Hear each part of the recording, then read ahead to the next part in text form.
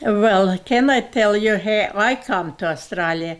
My father come to Australia when I was only 4 years old, and father come and said in few years time when he makes some money, he'll bring us all to Australia. He had brother in Mildura, so he went straight to Mildura. But the war come and we couldn't go. So after the war, they sent us a landing permit you need, and then we start our passports. When we start passports, took months and months till we have not accepted. Start again, and was going like that few years. And then my sister got married, and brother-in-law said to Mom, look, lots of people going across the border, why we don't go, all four of us? So Mom said, okay, we can't go, otherwise we tried that. He said, will cost us a little bit, but I'll find the man who's gonna take us across the border.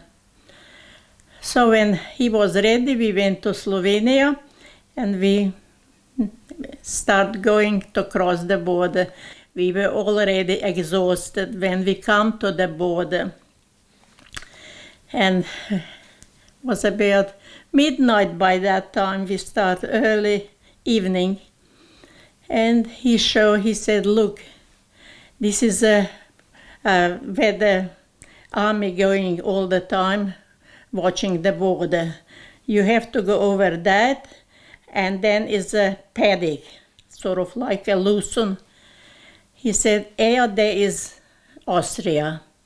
He said, I'm gonna leave you now, but you go slowly over that road and to that paddock, and just quietly go a bit further, you'll be in Austria. But when we made few steps, we come over the road to that Lucerne, to that paddock. They start yelling, stop, we shoot you, stop, we shoot you. But we were lying there, in that grass, and they were shooting up in the air. And then, they couldn't find us probably 15, 20 minutes, they were looking, that was midnight, during the night. They were putting reflections, so they found us. Next morning, they gathered us all together and took us to Maribor prison. Well, they had a court, and your mother's got 6 months, brother-in-law 12 months. Then I met my husband, Joe Sistek. He come from Australia, 1948. So when he come, we knew because we were in one street. So we started going together and we got married. And when we got married, Joe said to Mom, you try now by yourself. She said, I haven't been living with him for 14 years, and I doesn't want to leave your kids home. We said, yeah, you just go. And Joe said, we'll come after you, Mom. Just go. So Mom put all the application in, and few months they said, come on, get your passport. We married in January 51. Mom was already on a ship in December 51. She come to Australia 52. And when she come to Australia, Joe knew Auntie. Auntie was working in Zagreb immigration department, and we got passports through her. As I said, they just didn't let us go. They were saying all the time they need young people to build up new Yugoslavia, so we can't go. But then people start going across the borders and things like that. Then they were a little bit easier. Well, I was born in Donji Hraščan on the 25th of March, the 3rd, 1924. Well, a group of the boys that have been affected by the war, I think, grew up in that in-between time, and they all grouped together. That's how they came to Australia. Actually, I think they intended to go to America, was where they were going. I don't think they knew anything about Australia as far as that goes. And then America was taking them all, but then it cut it off. It stopped taking, and then Australia was open, and they came even though they didn't know anything about it. And what was your recollection? Why did your father come out here? What was the reason behind that? Because there was nothing else for them to do. It was a big family and there was nothing to hand down for them, so they knew that they had to get out. Do you remember when your father left for Australia? Well, I sort of do. I was only about 4 or something. And they were making a big building at the back there for storage and for the animals. At the time, there was a photo taken. I don't know where it is. And so your father left. How long was he in Australia before so he went to Australia. When did you and your mother come to Australia? About 5 years after. He came in 27 and we came in 33. Well, anyway, I was born 1931 in Kotoriba. That's Medjimurje. Our father, he was cabinet maker. Cabinet maker. So we didn't have much land or anything like that. And then he had a chance to come to Australia because he got sister in Barrie. At the time they come to Australia about 1927 and my father come 1939. Then after the war we got letter from him that he was okay, everything was all right, and we got in touch with him. And then he started to make the certain papers and things like that for us to come and join him in Australia. But on end, it didn't happen that way. For some sort of a reason, there was the lying and the lying and the lying that we couldn't get out. And then suddenly, somehow, my sister and mother, they was allowed to go in 1950. Yeah, 1950. My mom have relatives in a parliament. Because from Kotoriba somebody stopped us. Tito don't want to let the people out.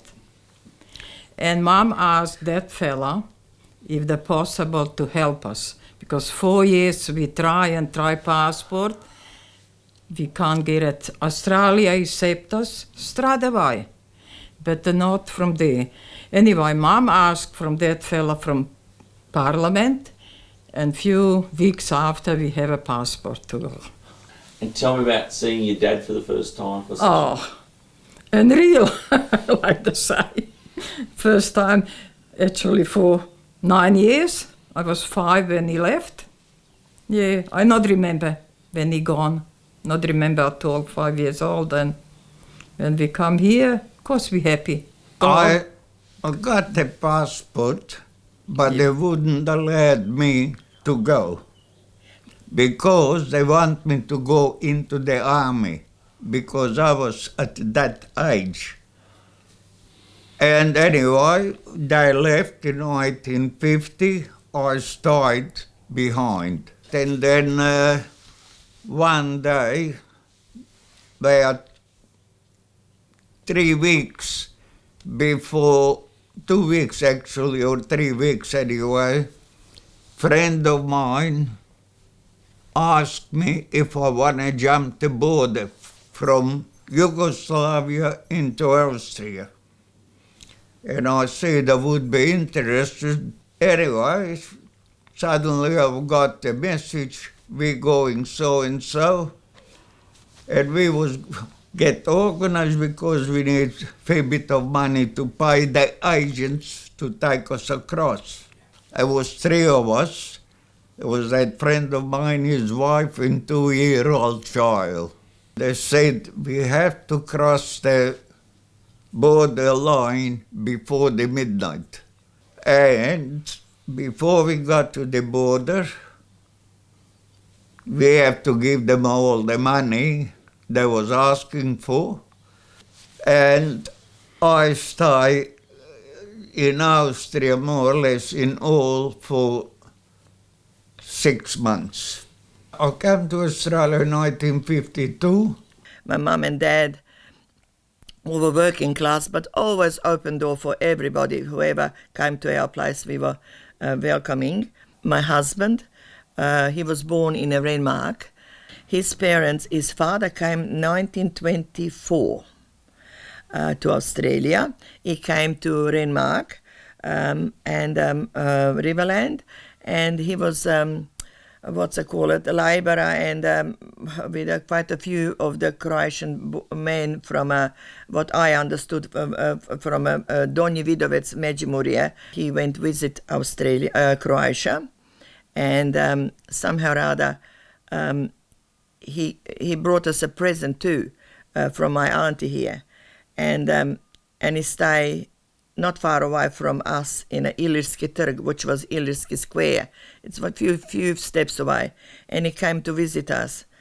And because I didn't know that he was looking for a girl, somehow or other he asked my mum, can he take me out? Mum said yes, and I did. I went out. We went in the botanical garden and a walk and talk about and all the Australia, and we saw a few times. Somehow or other we were engaged, and he left to Australia, and I have to wait for him for 2 years because some sort of a papers didn't click between Australia and Croatia, and I left Croatia 15th of January 1966 in a bitterly cold winter. Snow was meter high. When I come to Australia, I met on a airport Essendon my husband. I recognized him. I wore actually blue and spotty material because I sent it in an envelope, piece of cloth in envelope to my husband, and I said I will be dressed up like that because you see 2 years we didn't see each other. That was a long time. Anyway, we were married, and we didn't go for honeymoon or anything. We went to pick currants. When we picked the currants, picked sultana, picked everything finished, then we went for honeymoon. It was because harvest was here. See, everything have to be done, for the harvest. That's your livelihood. And then we went to Surfers Paradise. Anyway, and it was long drive. Then I saw the country. Then I saw the masses of sheep around the high. Oh gosh, and I said, this is that country, what riding on a sheep's back, because I heard in Europe sheep was very important, merino and all that business. And I always think about, God, I'm going to knit a lot.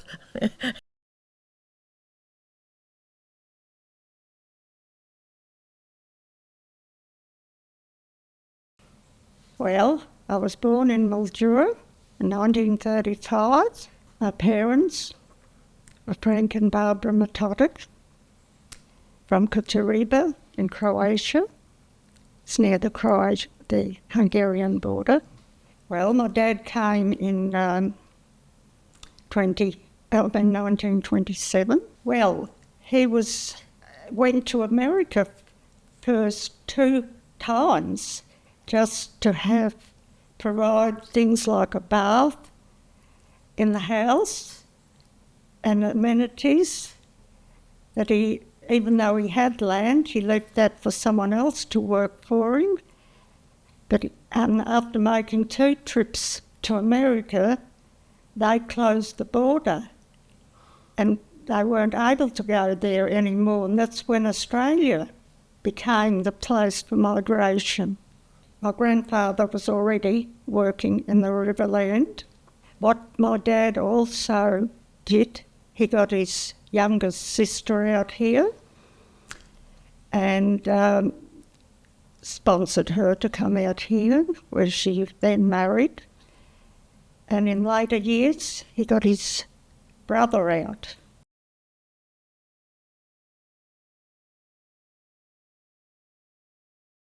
He was only 9 years old when he was joining his father, who had come out to Australia for the second time for a better life. The reason he got him out first, he was a half fare. He couldn't afford to get his older brother, who was 12. He would have been a full fare. And he was to batch with his dad for 5 years. He was so excited about going to Australia, but didn't hit home that once he got there, his father was a stranger to him, and he remembered his grandmother and mother seeing him off onto this bus to leave the village, to travel across to Italy, where he boat left from. She wouldn't let him go. That grandmother, she knew she was never going to see him again. Okay. Well, from my point of view, my early memories were where we were living in 17th Street. When Dad first came out here, he and Andy Marks bought, or after they had been working for some time, they bought a block out on Sandalong Avenue together, and my understanding is that Dad worked the block and Andy Marks went out and made some cash money so they could live on. And then when Mum came out here in 1939, they sold that block and they each bought their own property. Ours was out on 17th Street, and Andy Marks bought one in Walnut Avenue. So that's basically where we started from. But if we want to go back to where Dad started, which is more important really, is that when he first came out here, he got a job in Adelaide because he was a cabinet maker by trade. So he was working there for a couple of years until the Depression came. And then, of course, most people lost their jobs, which Dad did as well.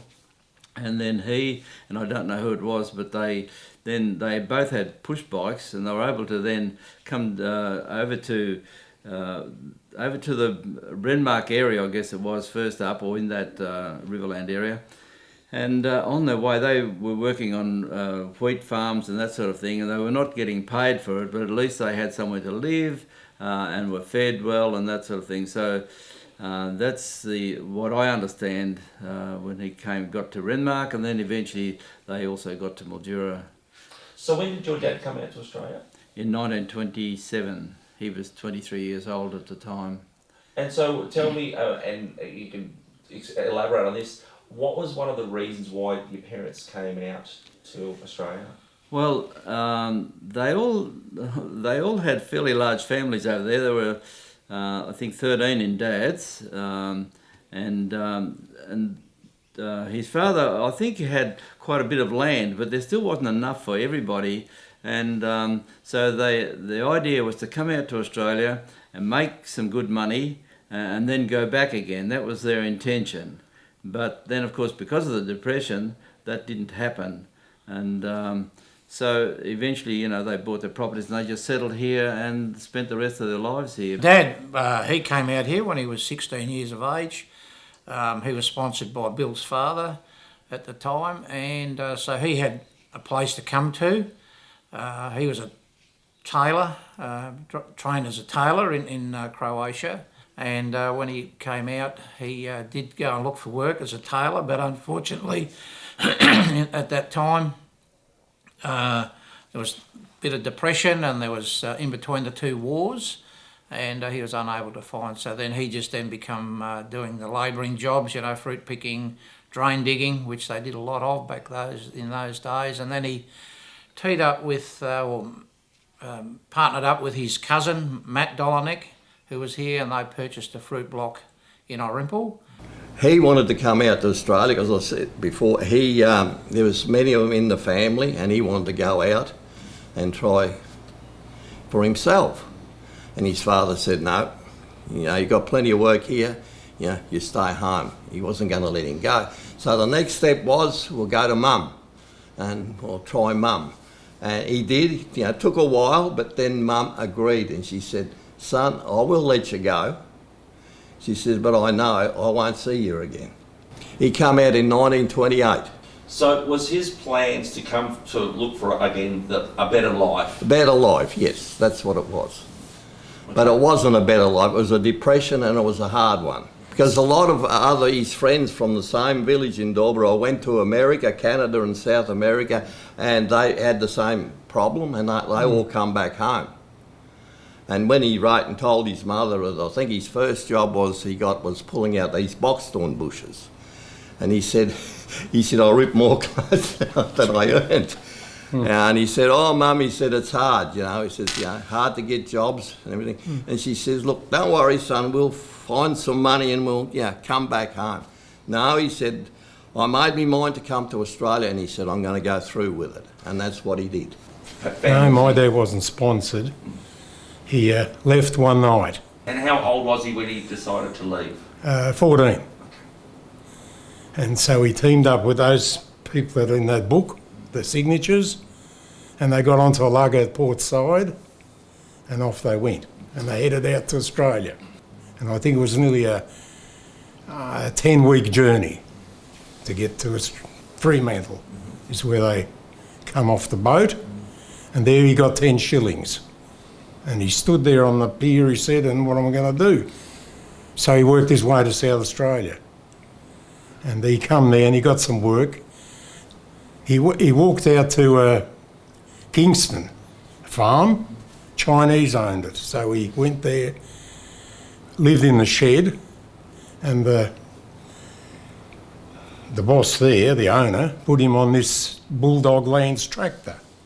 He said, you can rake this hay up. He walked off, and Dad says, well, he showed him how to start it, so he started, and it kept going backwards because of the way those engines work.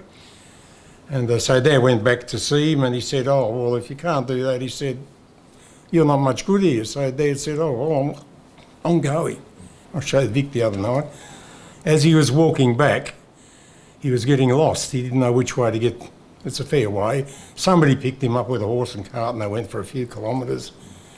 So he found the railway line, carrying his case. I still got that. It was getting dark, and as he's walking along, there's a pit, and he fell in, and everything come to pieces.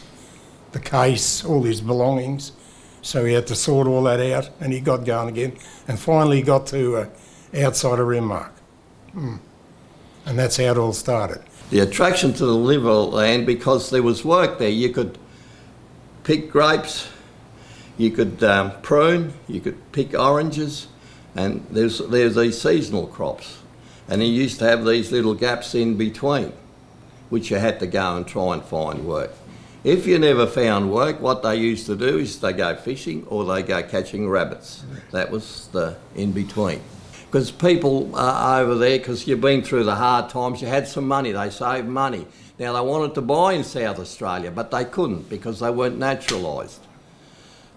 So they come over to Victoria because it was allowable here. The only reason my father come to Mildura, he had a good job in the Monash Winky area, but there was other I think it was Coornats, I don't know if you know him. Yeah. The old fella, he come over there, he was looking for people to work the blocks because he had 3 blocks here and he couldn't find suitable labour. And he was offering board and washing. Now, if you come over and you pay, and Pop was sick of this washing and cooking, and that's why he come here. My name is Shirley Williams now, but I was born Shirley Grasics, and my father was from the border of Croatia and Hungary, and his name's Joseph Grasics, and my mother was Australian. Dad came to Australia when he was around 17 years of age. His father was already here in Australia. His father immigrated from Hungary to Adelaide on the ship called the Genoa, and then he made his way up to Mildura. When he arrived in Mildura, he saw the chance to buy a fruit block in Ontario Avenue, which was 40 acres, 28 acres of planted grapes, and the other was dry land. And he took on 2 partners, were his countrymen. There was George Ribritz and Mike Barlog, and the 3 of them went thirds in the property. So my grandfather worked the property for about a year, and then he decided to bring his son, which was my dad, Joseph Grasics, out to Australia. So he put in and applied for a visa to bring my dad out, and after 6 months or so he was granted the visa. My name's Renata Byra. My mum and dad met in Germany during the war, and she left Poland in 1940, and my father probably left in she left in 41, and my father left in 1940 when he was 17. So that they ended up as forced labour in Germany as well. So when did your father come to Australia? We came to Australia on 10 years later in 1950. My father was quite young when he came. He was only 27, I think, when he came to Australia. He was a very young father, and my mother was not much older.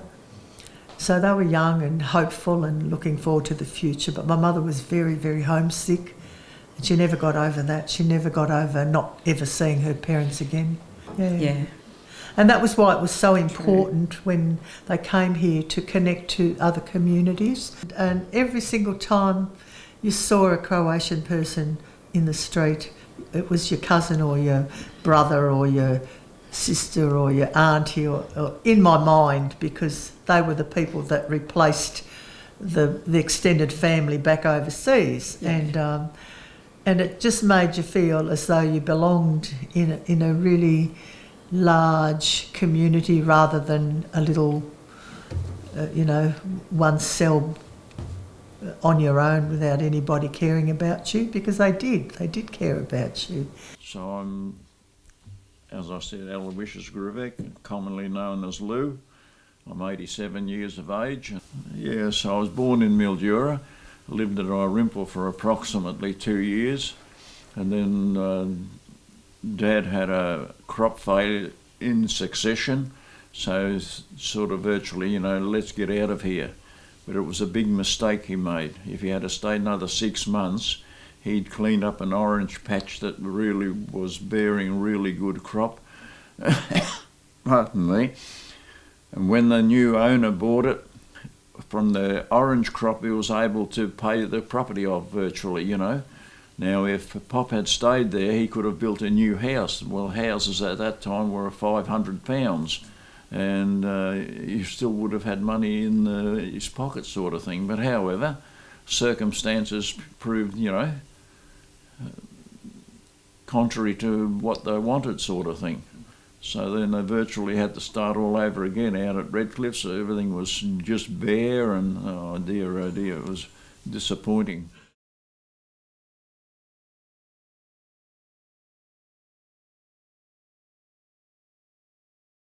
As you say, they came out here not having not much money for a start, but also just not having the language. And so where do you go fortunately, I suppose there were others out here that could, guide them a little bit. And but I've heard of people sleeping under the bridge out here during the early days. From memory, I think it was all pretty tough. It was hard work. It was Absolutely. depression times. It was between the wars. So there was a fair bit going on, and I know Dad always said that he was in more debt after 12 months in Australia than what he was when he first arrived. I think from what they said, there was a very tight community. They all stuck together. They were like real mates, and all of them. Even whether they were related or not.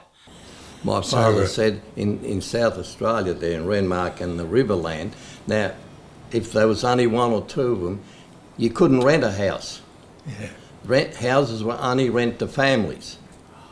So they had to get a group of them in, usually about 6 of them, and then the government would allow them, the state government, to rent the house. And that's how they lived in groups. And they used to work 5.5-day week, Saturday till lunchtime. That's right. Then you knocked off, and then you went home, cleaned yourself up, and you went to the supermarket or grocery then, the store, and bought everything. And then you come home, and the next morning, Sunday morning, you did your washing, you hung it up. And in the afternoon was a bit of free time. Then they used to go from one house to another house, and they used to talk among themselves. How are you going on? Have you got a job? And what are you doing? Do you like it? And that's how they kept contact of what was going on around. There's a lot of wineries there. That's where the most work was. But like pruning, late Doradellas. That's distillation. Yeah, distillation. They'd have bags and put under the vine, and these big secateurs, and while they were picking it, they pruned it. And of course, they used to get sore hands. That's how he used to sit in his camp with hot water and put his arms in there. Well, the secateurs were heavy though, big cast English stuff. I got a pair at home somewhere. They're real heavy. I did have 2 pair from the other property at Dalrymple. Yeah, they were terrible.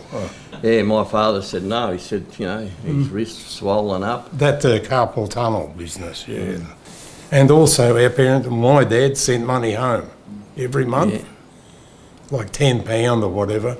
Yeah, I remember my dad used to write letters. A couple of times I see him crying, as he was... And it took him a long time. Mum would go and say, what are you doing? He said, I'm trying to finish this. And he'd put the stamps on it and run into town and post it. Well, we helped out on the block, out at harvest time. Here we were raking out fruit on a Sunday afternoon, and I was thinking, well, my school friends are probably having fun somewhere, and here we are doing this. But never mind, we worked together as a family. And the block was worked with the horse, and the horse implements until the tractor was bought. I didn't take over, but work with my dad, and he was a very good at pruning and everything. He grew some beautiful crops. And in 1974, he got the top producer in Sunraysia sort of thing with 6 crown fruit. Now normally the grades were up to 5 as a commercial sort of a thing. But this particular patch we hand-picked it ourselves, and it was 6 crown of beautiful golden colour, So it's still on a placard or on a board that annually at the ADFA field day, someone's name is added to it, what they've produced. And but his name was there in 1974. They're hard-working people. On the land. Very hard. Very hard-working. But it seemed to be part of their nature to like the land. I don't know as well. any of them that have sat down and said, oh no, it's too hard. No, there wasn't any such thing. They've got a lot of guts and the gumption to just keep going and doing what they have to do. It's amazing. And what they grew, they shared. Like Dad had had half an acre of corn. Well, any Croatians or other people, any friends that came round, he would give them a dip tin of corn to take home, or he'd give them some fruit, beautiful peaches we grew. So stop talking about those peaches. I remember them. They're the best peaches I'd ever had in my life. They were like huge peaches, and they were so juicy and tasty.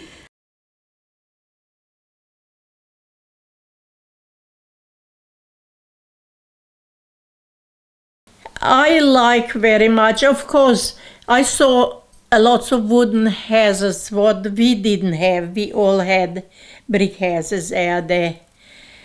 I saw shops full of everything. What when we left, still you couldn't buy things, you know. So the vines were growing up to 10 street, well, all vines. Mildura was much smaller, but I like Stradaway. Was beautiful. It is delightful. Big space. I remember in Zagreb, in that era when I was growing up, it was Shadows and Beatles, and a very, very novelty. And anyway, so we bought the long play records and a play, and I love music, and I put music on anyway. And then another lady said, "Vera, be quiet, you know, because my husband is sleeping today because he's working night shift." So you have to be restricted. When I came on a block, you can put the record on, and I am blasting it, and it was a freedom.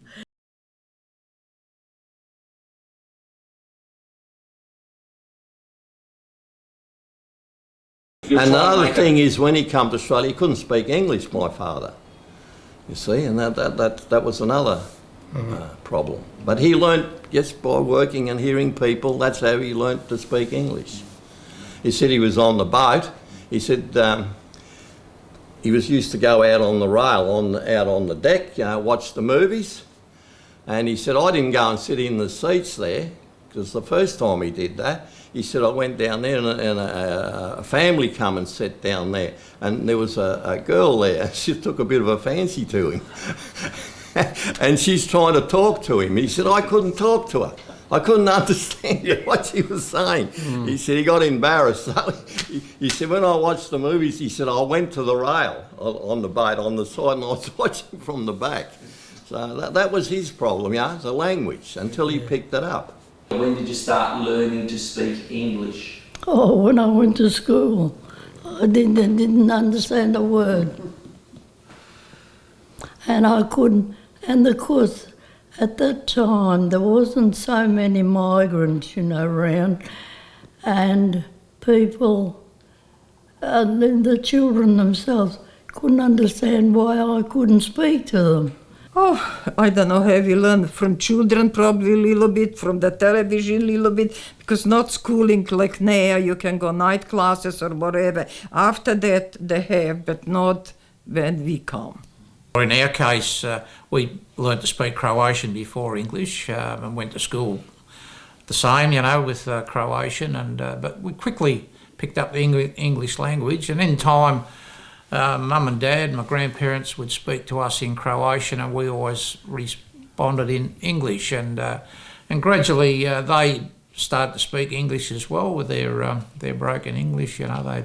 The other thing that when we're talking about it, that dictionary there, that's one of Dad's, and it has been recovered, but that was what he used, you know, to learn the language in the early times.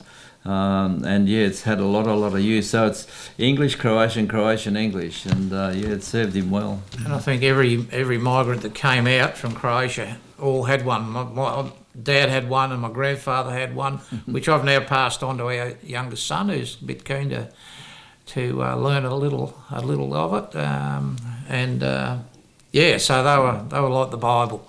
And if Dad went to the shop to wanted to buy something, if he didn't know what it was, he'd look up in the dictionary what this thing might be and took a little note with him.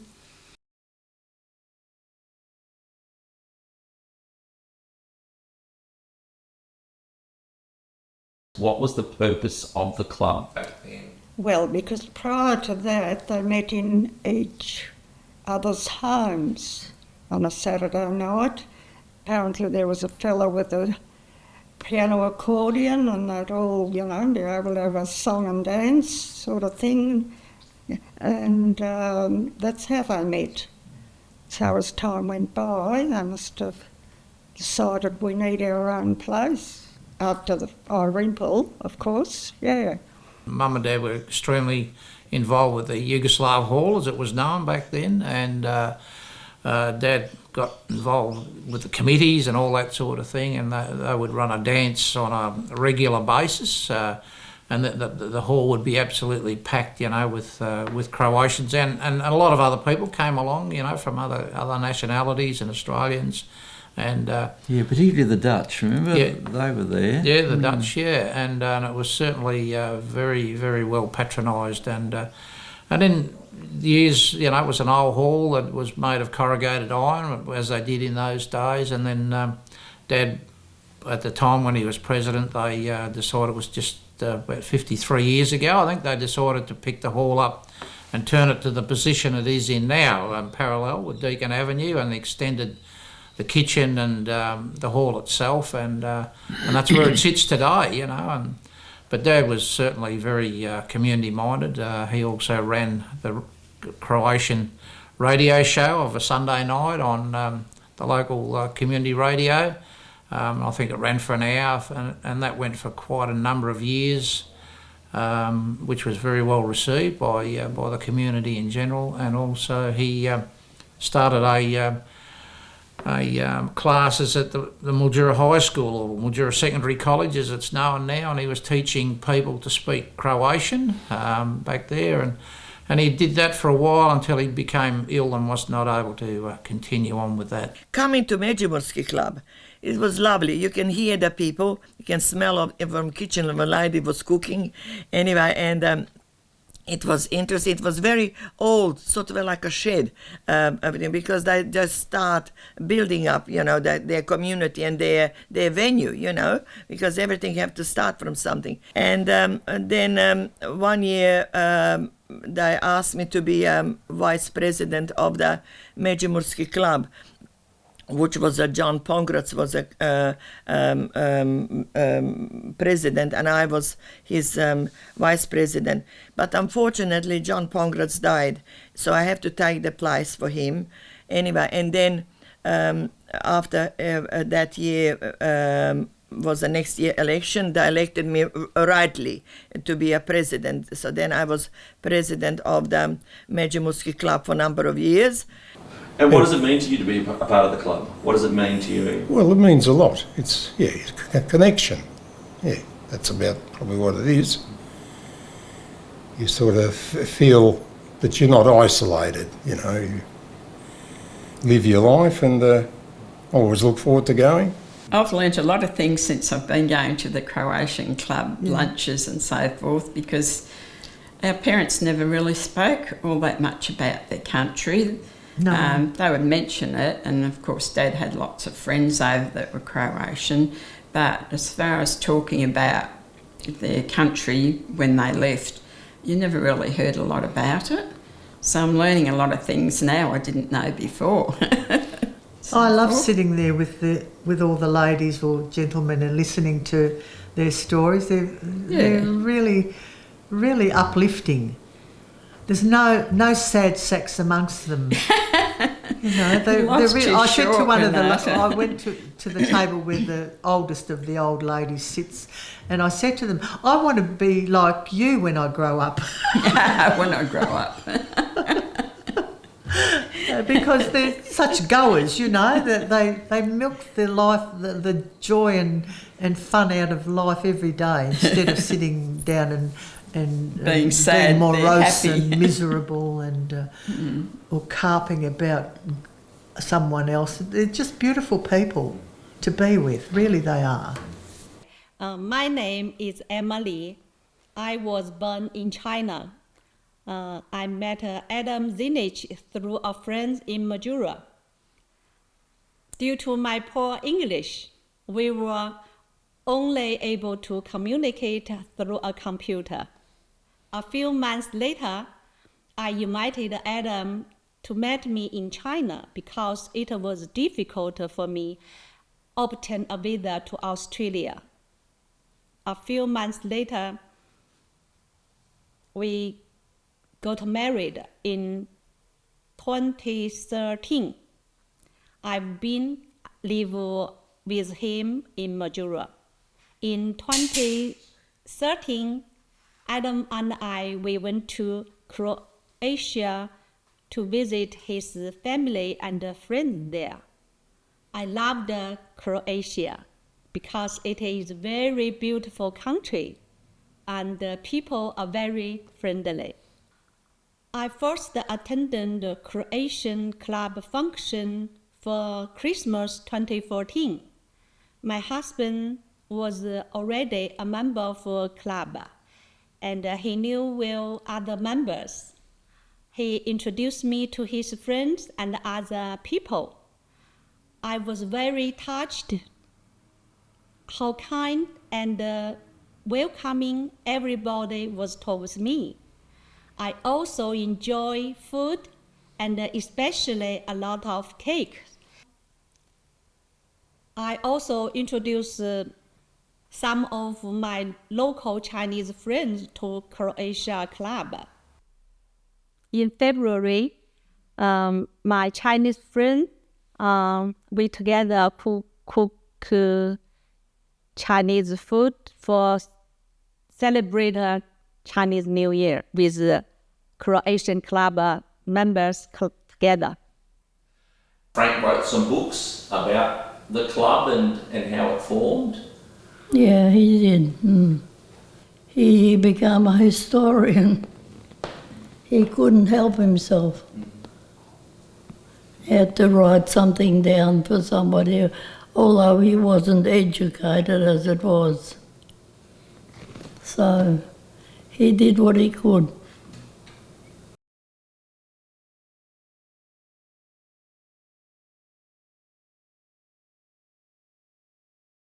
I've been recollecting just in the last few years virtually. Now, when you leave your country, where do they put their head down on the pillow for the first night sort of thing? Was it under the stars in the thing, you know? Oh dear, my gee, it's a big decision to make, to uproot sort of thing and, you know, get on the road sort of business. Yeah, so, you know, migration is a very big thing and serious thing, and fortunately, you know, look forward like the coat of arms, you know, the kangaroo and the emu. Yeah. Don't look back, keep looking forward. But like with Omar too, I've got a soft spot for people who are new in the parish or new to the country. And I met him on a weeknight at Mass, on a weekday Mass, and he said he lives in St Mario Avenue. I said, I'm not far from there, I'll give you a ride home. So I gave him a ride home. And then I was taking him to the base hospital for physiotherapy because he'd had that gunshot wound in his own country and had been a refugee in Kenya for 3 years and had it hard, and just appreciates that so much.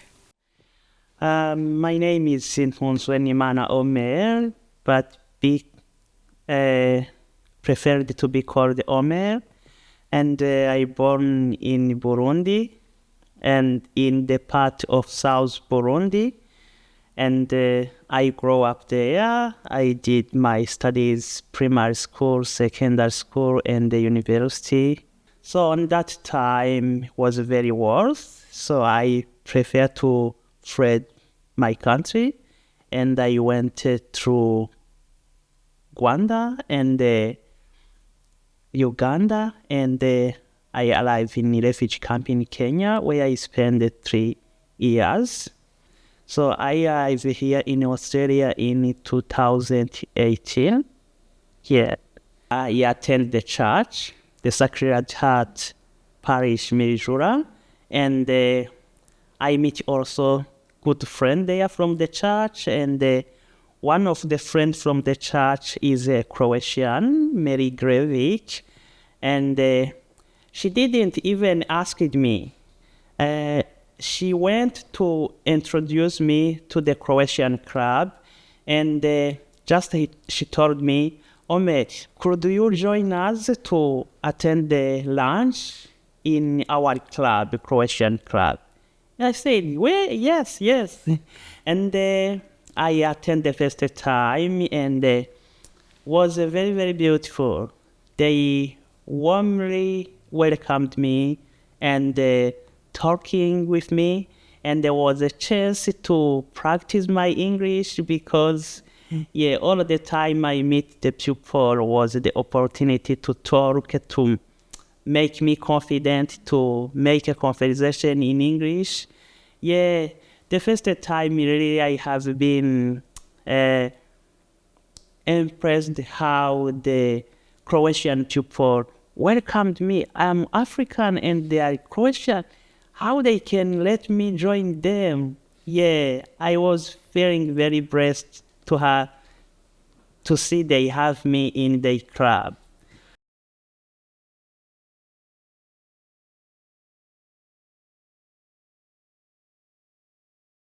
The next generation have now dispersed. Most of the younger ones now, like our children, and Bill's the same, none of them are living in the area.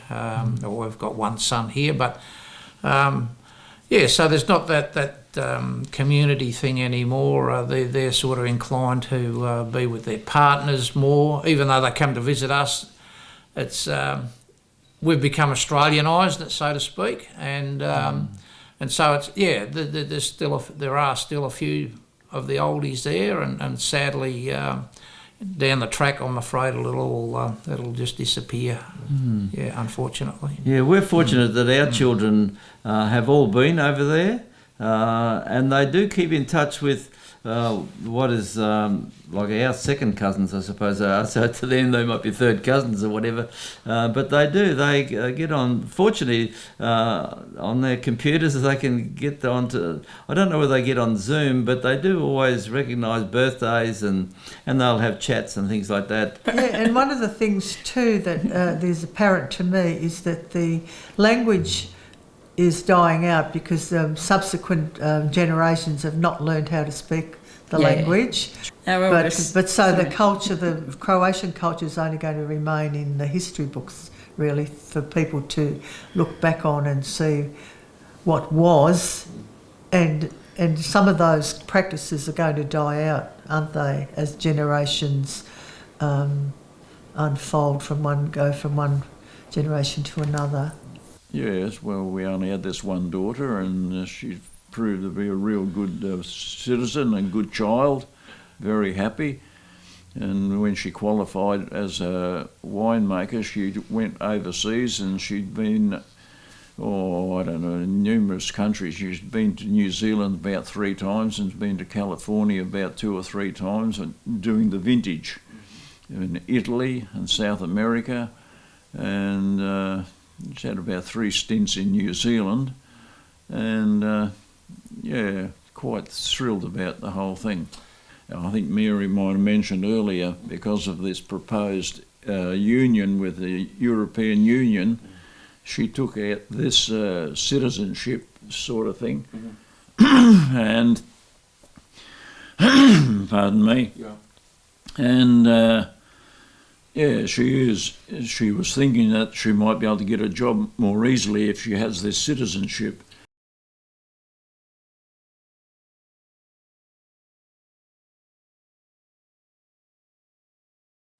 And I'm very privileged that I live in the 2 countries, two nations, and very rich. That you are rich in that thing. I mean, you're very rich in your 2 cultures. Yes, we could have been. We could have been shooting bullets over there, killing one another, Well, there's that, but even it would have been just so much harder living over there, growing up. We wouldn't have had half the things we've got that we've had over here. The opportunities have been fantastic. That's right. And, yes, I am. Yes. We couldn't have wished for a better life. No, what our parents did for us is amazing. It is. It's remarkable, really.